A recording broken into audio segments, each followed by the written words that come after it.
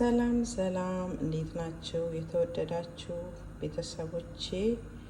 ዛሬ ደግሞ ይዤላችሁ የመጣሁት ማወሽ የሚባል አሰራር ነው።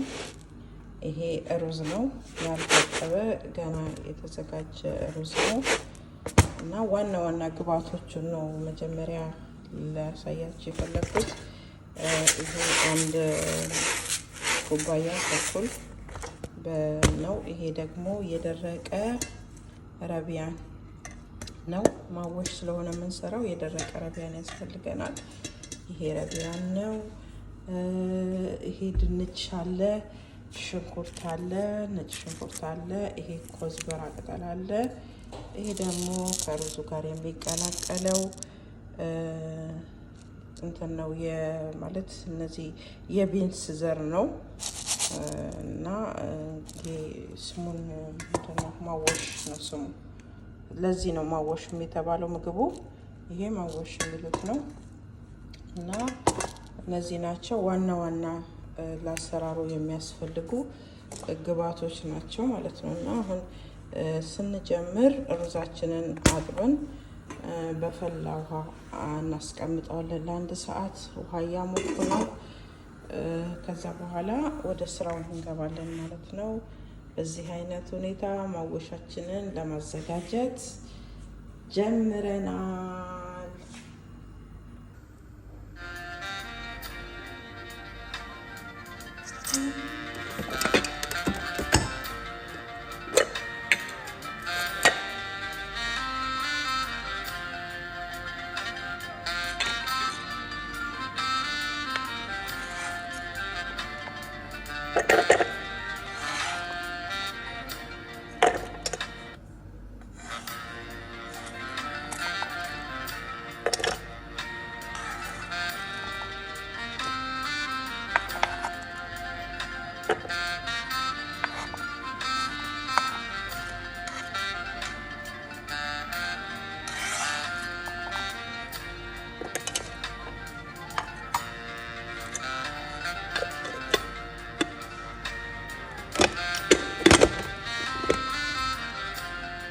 እሺ አሁን እንግዲህ ማወሻችንን ለመስራት ልንጀምር ነው።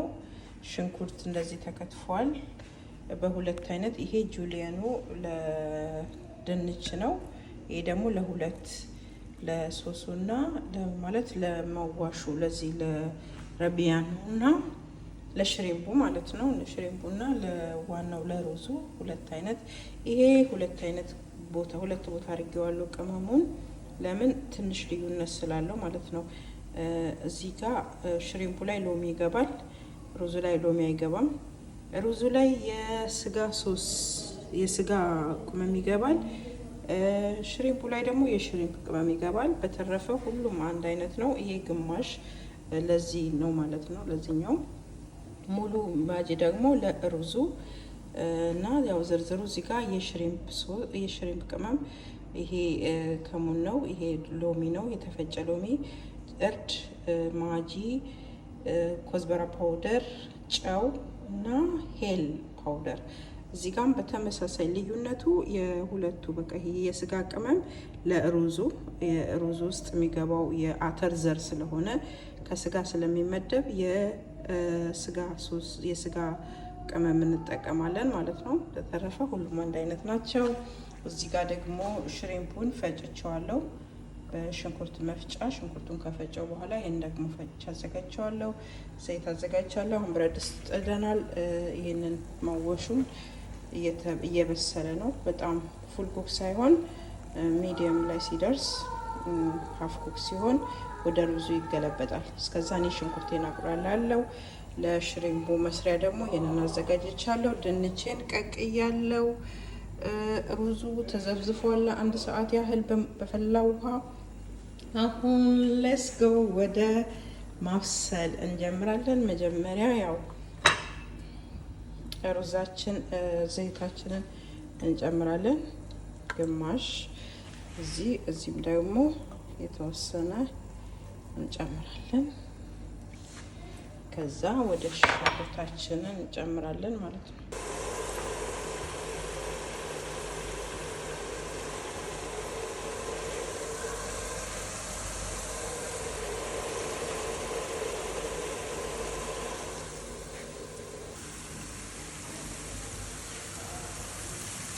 በስሏል። ነጭ ሽንኩርት ጨምሬያለሁ። እዚህ ውስጥ እያበሰልኩት ነው ሽንኩርቱ ለሁለቱም። ይሄ ደግሞ ማወሻችን በስሏል። ስለበሰለ ነው እንትን ያልኩት ማለት ነው። በስሏል፣ ግማሽ በጣም አልበሰለም፣ እንደዚህ በስሏል። ይሄ አሁን ከሩዝ ጋር ነው የሚቀላቀለው። በዚህ ውሃ ነው ሩዝ የሚቀቀለው። ይሄ የውሃው እንትን ከለሩ እየለቀቀ ነው እና ይሄ እንደዚህ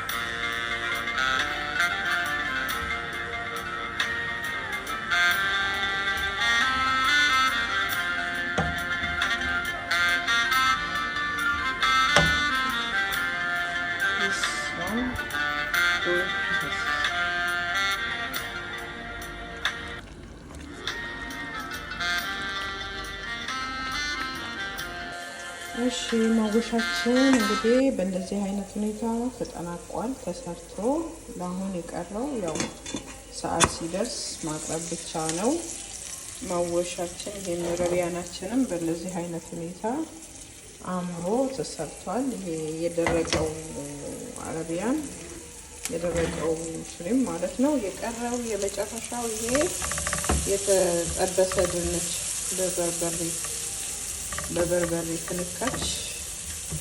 ይህ ከሩዙ ጋር የሚቀርብ ነው። ከፈለገ ሰው ይበላል፣ ያልፈለገ አይበላም። ግን ከሩዙ ጋር የተቀቀለ ድንች እዚህ ውስጥ ይጨመርና ይጠበሳል። ለገበታ ሲቀርብ ከቲማቲም ሶስ ጋር አብሮ ይቀርባል። በእንደዚህ አይነት ሁኔታ ዛሬ ማወሻችንን ጨርሰናል። እንግዲህ ቆንጆ አድርገን ሰርተናል። ከዚህ የበለጠ ደግሞ በቃ ተመጋቢዎቹ ናቸው የቀሩት እንጂ በእኔ በኩል ምሳ ዛሬ አጠናቅቄ ጨርሻለሁ ማለት ነው።